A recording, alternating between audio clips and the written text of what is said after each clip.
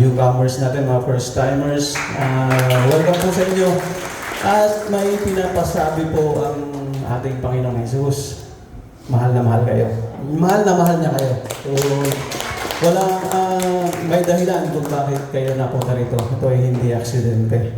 So, samahan niyo po ako, ipanalangin mo natin sila. So, yes Lord, hallelujah. Lord, maraming salamat po sa buhay ng aming mga kapatid na dinako niyo po ngayon dito, Panginoon. Alam namin po na hindi aksidente ang pagpunta nila rito, Panginoon. Alam namin mayroon kang plano sa kanila, Panginoon. Panginoon, pagkaalaban po sila ng wisdom, ng knowledge, Lord, to understand the word that kanilang maririnig ngayon, Panginoon. Panginoon, ingatan mo po sila, Panginoon, na ang salitang kanilang maririnig ay hindi po maagaw ng kalaban, Panginoon. Ingatan mo rin ang kanilang pamilya, Panginoon. Maraming salamat po sa ngalan ni Jesus. Amen. So, thank you. Expected ba? So, yeah. So, bago po ang lahat, may gusto lamang po akong itanong. Para sa atin to lahat, no? So hindi naman, sagutin nyo na lang sa sarili nyo. So siguro pag tapos nito, isipin natin kung ano yung tanong na yan, anong sagot sa tanong na yan. So, ang tanong na to is, has Jesus asked you to do something pero hindi pa natin ginagawa? Diba?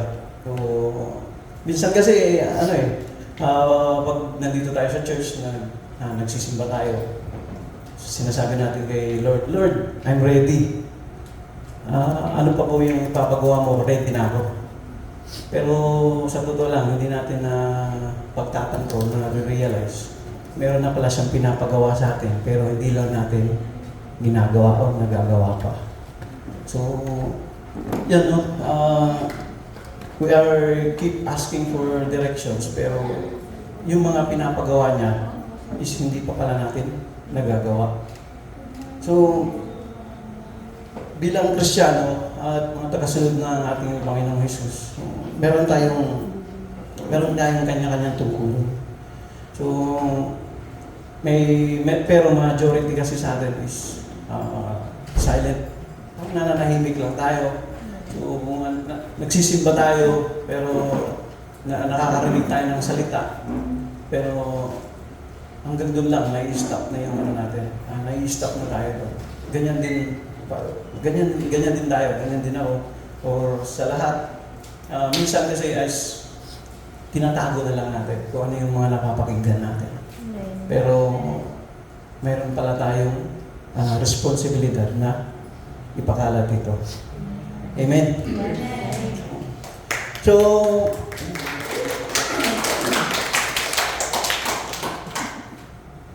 ang title po ng ating pag-uusapan ngayon ay, alam ko maraming makaka-relate dito eh. Breaking Our Silence. So, ito po ang title natin kasi gusto nating hikayatin ang bawat isa, ang lahat na magsalita para sa ating Panginoong Jesus. So, isipin nyo, napakaraming tao sa buong mundo. Ilan lang yung mga pastors, mga guro, mga nagsasalita. So, kaya ganun siguro na mabagal yung paglaganap, pagpapakalat ng salita ng ating Panginoon. Kasi kukunti lang yung mga nagpapalaganap ito. At meron tayong malaking responsibilidad para o tungkulin about dito. So, yun nga, hindi rin lingid sa ating kaalaman na marami talaga yung mga nangangaral na ngayon. So, iba't ibang paraan. Minsan, social media, di ba? Ginagawa nila yun. So, yun nga, may mga nagsasabi din kasi, kung baka naririnig nyo rin na dapat ang mangaral lang ay yung mga pastors, mga apostol, mga guro, o mga evangelist, gano'n lang yung, may mga nagsasabi na gano'n. Pero doon, matatalakay din natin yan, mababanggit natin din yan. Kung bakit, hindi lang sila, kasama rin tayo doon. So, ang ating main verse po ngayon ay mababasa sa sulat ni Apostol Pablo mula sa Roma 10 to 14. So, samahan niyo po, mabasahin po natin. Paano naman sila tatawag sa Kanya kung hindi sila sumasampalataya? Paano man sila sasampalataya kung wala silang napakinggan tungkol sa Kanya? At paano naman sila makakapakinig kung walang mangangaral sa Kanya? At paano makakapangaral ang sino man kung hindi siya isinugo? Tulad ng nasusulat. O kay gandang pagmasdan ang pagdating ng nagdadala ng magandang balita. So, samahan niyo po ako sa ating panalangin. Yes Lord, maraming salamat po muli sa araw ito, Panginoon. Maraming salamat po sa iyong salita, Panginoon. Panginoon, i-bless mo po ang bawat isa sa amin, bigyan mo kami ng knowledge, na understanding sa araw na ito, Panginoon, nasa gayon ay maunawaan namin ang ibig mong iparating sa iyong mga salita, Panginoon. Maraming salamat po sa lahat, Panginoon. In Jesus' name, Amen. So, muli, pagkakad mo natin ako, Panginoon. So, itong aklat na ito, so ang dahilan kung bakit isinulat ni Apostol Pablo ito ay para kayatin ang simbahan ng Roma na ipalaganap ang salita na kasama niya. Pero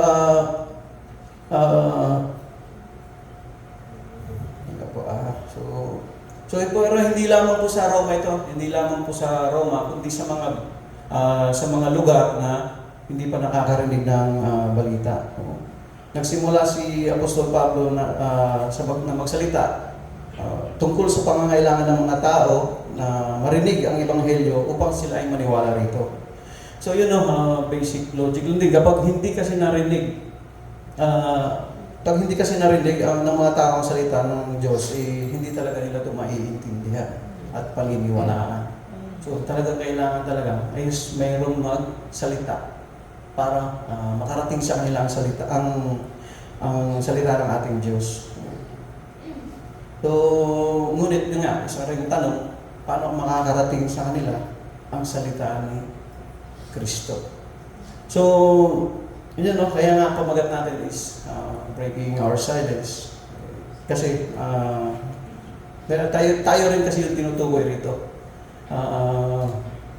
Kasi minsan, alam natin na sometimes we're quiet sa mga naririnig natin is tinatago lang natin. Yun, una,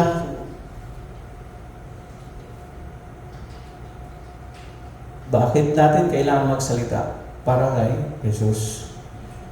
So, una, yun nga, upang may sumampalataya. So, kailangan may magbahagi ng salita ng Diyos upang may sumampalataya. Kapag walang magbabahagi ng magandang balita, ay wala silang mapapakinggan at walang sasampalataya sa ating Panginoon. So, yun nga, alam naman natin na may sari-sariling prinsipyo at paniniwala ng mga tao. So, pero huwag tayong disappoint. Kasi pag nagbahagi tayo ng salita, sa 10 taong yan, meron dalawa. Or sabihin natin isa, importante, meron nakarinig ng mga salita, for sure naman is mabubuksan ang kanilang puso. Bahala na ang ating Diyos. Ang importante is naibahagi natin ng salita. Kasi hanggang doon lang din naman tayo, hindi natin saklaw na yun. Ang Panginoon na ang bahala na magbukas sa kanilang puso. Sa oras ng Panginoon, o ang Panginoon lang ang may alam kung kailan niya bubuksan ang puso ng isang tao. So ang role natin dito is ipakalat, maghayag ng salita ng Panginoon. So, yun basahin natin ayan. Kung may pagkakataon tayo na makapagbahagi ng salita ng Diyos, ay bahagi natin ito sa abot ng ating nalalaman. So, okay parang minsan kasi iniisip natin, hindi pa ako ganun karunong, kalalim. Pero, yun nga, kung hanggang saan yung nalalaman natin, doon lang natin, ibahagi natin yun. Tapos importante rin kasi dito is yung pumupunta tayo sa church is umaattend din tayo sa mga gawain. Yung sample, yung forge, tagapamagitan. So ang pinag-uusapan kasi doon is salita ng Panginoon. Ngayon kung hindi tayo sigurado, doon natin pwedeng malaman. Doon tayo lumalalim. Doon natin napapatatag yung ating paniniwala. So may times kasi na, yun nga, hindi natin, parang nagdadalawang isip tayo ibahagi kasi baka mali, di ba?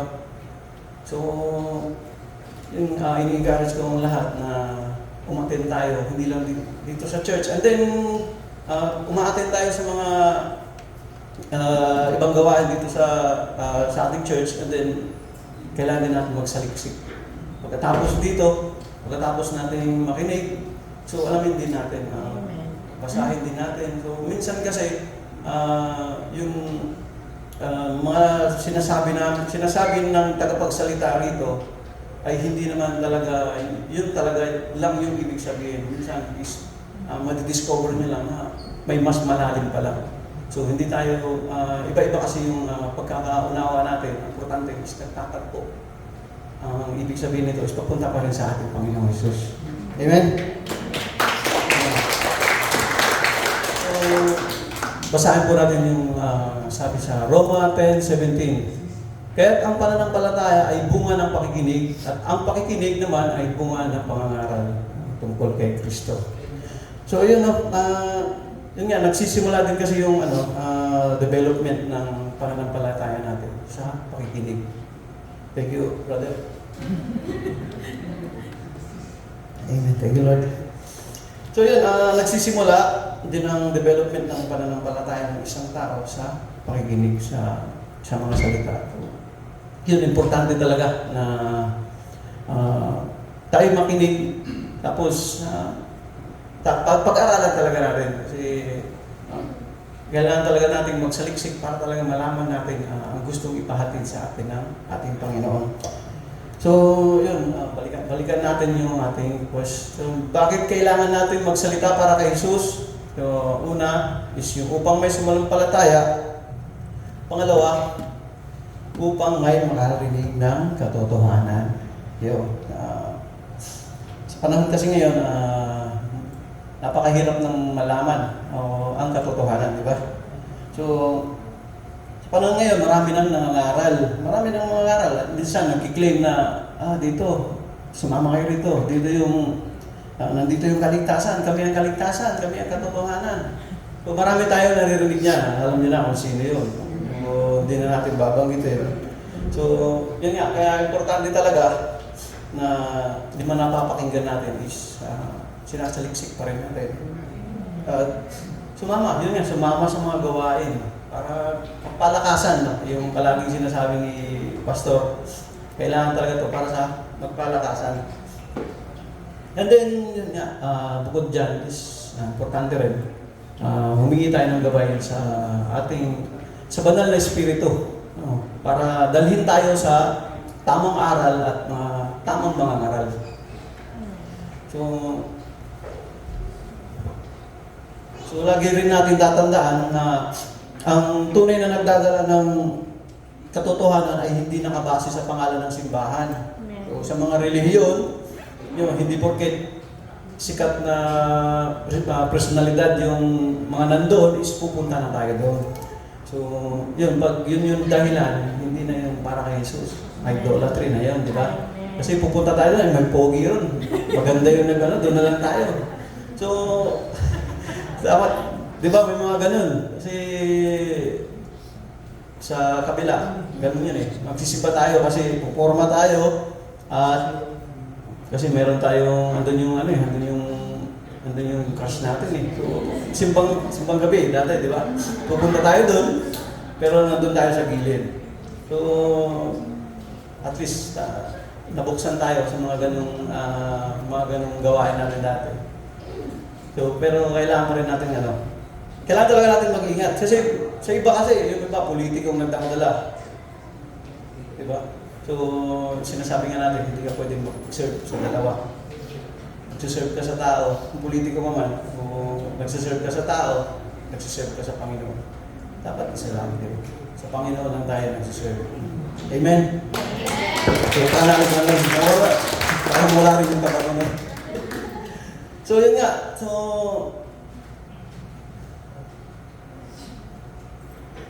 So, ang tunay na nagdadala ng katotohanan ay ang tunay na anak ng Diyos. So, question. Sino nga ba ang mga tunay na anak ng Diyos? So, yun. Mababasa po natin dito sa unang Juan 3:8-9. Sabi po dito, ang nagpapatuloy sa pagkakasala ay kampon ng dyablo. Sapagkat sa simula pa ay gumagawa na ng kasalanan ng dyablo. Kaya naparito ang anak ng Diyos upang wasakin ang mga gawa ng dyablo. Ang tinanggap ng Diyos bilang anak niya ay hindi nagpapatuloy sa pagkakasala sapagkat nananatili sa kanya ang buhay na galing sa Diyos. At dahil ang Diyos ang ama niya, hindi na siya maaaring magpatuloy sa pagkakasala. So sinasabi po rito na ang tunay na anak ng Diyos ay ang taong hindi na nagpapatuloy sa pagkakasala. So, yung mga taong yun, yung mga hindi na nagpapatuloy sa pagkakasala, sila ang tunay na may dala ng katotohanan. Kasi, siyempre, hindi nga naman, alangan naman magsisinungaling ka pa, di ba? Alangan na ililigaw mo yung mga tao. So, ikaw bilang tunay na anak ng Diyos, ang ihahayag mo lang is yung mga tunay na salita ng ating Panginoon, di ba? Amen? Amen. So, yan, kailangan talaga nating kailangan talaga nating mag-ingat din talaga sa mga napapakinggan natin. So, sa mga social media, di ba? Grabe na yung social media ngayon. Yun na yung mga ginagamit ng demonyo para malinlang. So, kasi na nga dahil hindi lahat ng nagdadala ng salita ng Diyos ay anak ng Diyos. So, totoo yun. May mga nangangaral na nangangaral na para lituhin lang tayo. May mga binabago sila sa mga salita.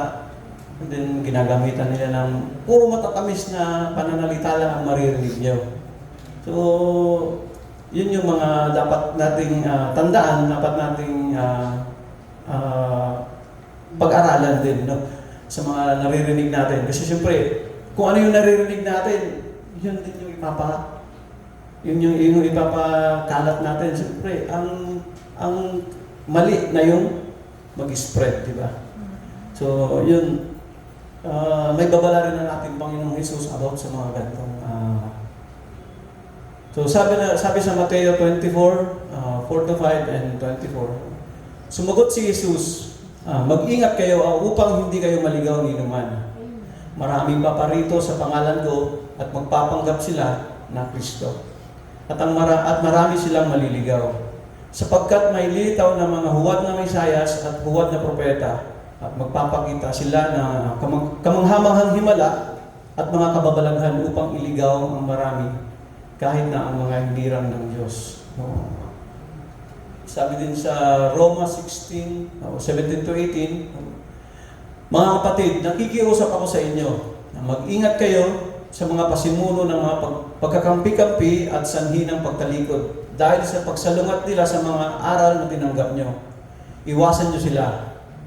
Ang mga taong gayon ay hindi naglilingkod para kay Jesus na Panginoon natin, kundi para sa mga pansariling hangarin. Inililigaw nila ang may mahinang isip sa pamamagitan ng kaakit-akit at matatamis na pangungusap. So yun no, lalo-lalo na sa mga hindi pa talaga nakakakilala. So madali silang maligaw kasi yun nga, marami na ngayong nagkalat na mga nangangaral, mga relihiyon na nagsasabi na sila ang katotohanan. So yun yung tungkulin natin na magsalita din ang katotohanan. Kasi tayo nga ay mga tunay na anak ng Diyos. Di ba? Amen? Amen. So, ang tunay na anak ng Diyos ay ang tunay na tinanggap ang Panginoong Jesus bilang Panginoon at tagapagligtas. So, yun nga tayo bilang ulitin ko, tayo bilang mga tunay na anak ng Diyos. So, hindi lamang dapat tayo pumupunta, nakikinig ng mga salita ng Panginoon, kundi tumulong din tayo. Gawin din natin yung part natin para ma-spread yung salita ng Panginoon. lalo na sa mga mahal natin sa buhay na siyempre mga gusto natin makasama rin pagdating ng ating Panginoon Jesus. Amen. Yun. Next is, so una is yung bakit kailangan natin magsalita para kay Jesus. Una is upang may sumampalataya. Pangalawa ay upang may makarinig ng katotohanan. At ang panghuli ay upang malaman ng lahat na ito ay isang mahalagang utos. So yun ang pagsasalita para kay Jesus. Ito pala ay isang napakahalagang utos. So ito ay isang command sa lahat ng kanyang mga tagasunod. So ang sabi sa Marcos 16:15, at sinabi ni Jesus sa kanila, habang kayo humahayo sa buong mundo, ay ipangaral nyo sa lahat ng tao ang magandang balita. So dito, kausap ni Jesus yung kanyang mga apostol, inutusan niya na ipangaral sa buong mundo ang magandang balita. So, ang panawagang ito ay mayroong dalawang bahagi. So, itong calling na to, yung pagpapakalat ng magandang balita ay may dalawang bahagi. Ang una ay ang special calling. So, ang special calling, ito, ibig sabihin nito, ito ay tumutukoy sa mga propeta, mga apostol, mga evangelist. Sila po yung may mga pastors at mga guro. Sila po yung may mga taong pinili ng Diyos na may mga unique at mga divine purpose and mission na maghayag ng salita ng Panginoon. So, basahin po natin sa Efeso 4:12. At binigyan niya ng ilang kaloob upang maging mga apostol, ang iba naman ay mga propeta, ang iba ay ebanghilista, at ang iba naman ay pastor at mga guro. So ginawa niya ito upang ihanda sa paglilingkod ang lahat ng mga hindirang para sa ikatitibay ng katawan ni Kristo. So yun po. So ang next naman ay ang general calling. So ito naman po ay tumutukoy po ito sa mga mananampalataya. Tayo po yun. Kabilang po tayo dito sa general calling na ito. So, yung nabanggit kanina natin na sinasabi ng mga apostol, mga pastor, mga evangelist lang yung may karapatan na maghayag ng salita ng Panginoon. Pero hindi pala. Kasama pala tayo dyan. Dito sa general calling.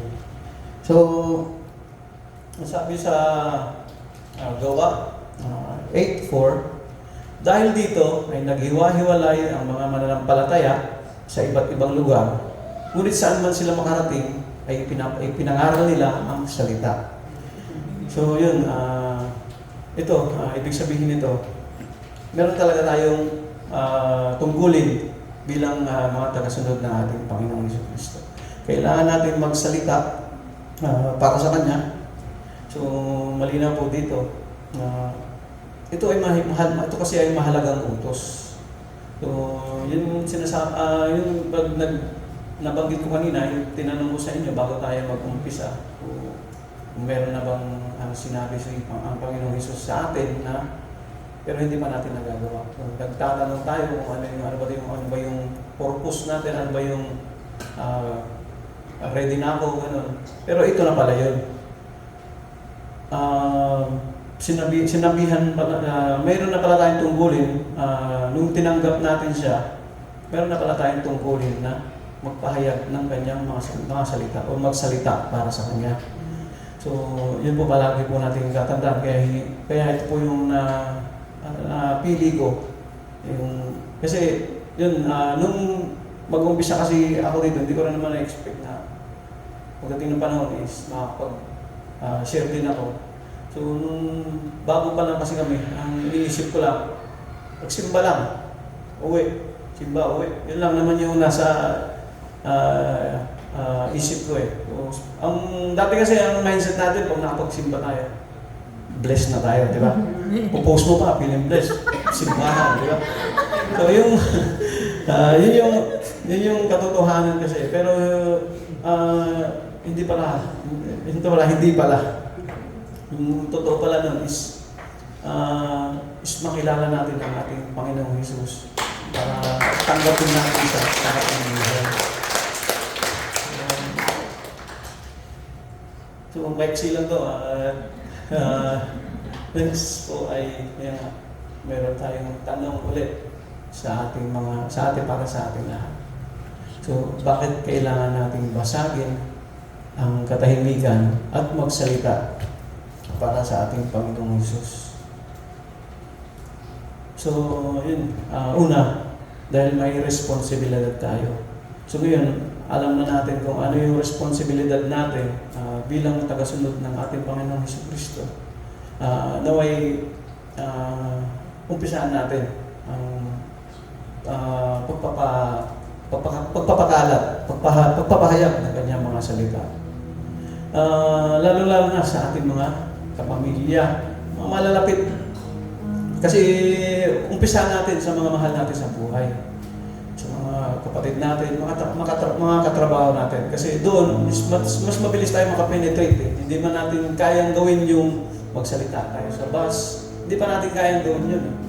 Umpisaan natin sa mga kakilala natin. At alam din natin na may realidad talaga ang kapahamakan. Alam natin kung gaano kasama, gaano kahirap sa impyerno, di ba? Hindi natin nanaisin na ating mga mahal sa buhay ay maranasan ito.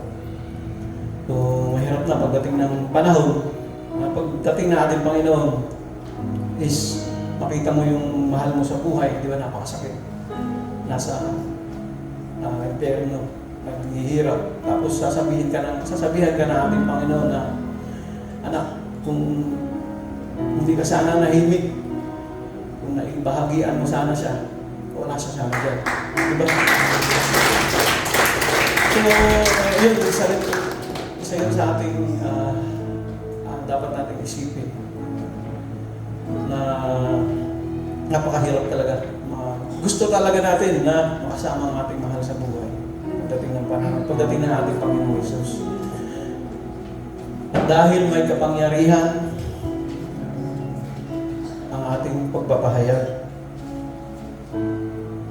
mga kapatid,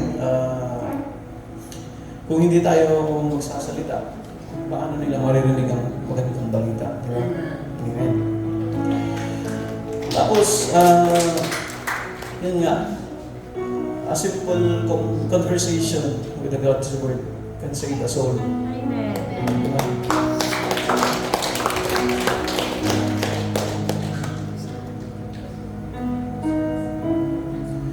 So, bilang panghuli, itong iwan natin mga mensahe para sa ating lahat. So, let's break our silence before it's too late. The world is waiting, heaven is watching, and God is calling. Amen. Maraming salamat po.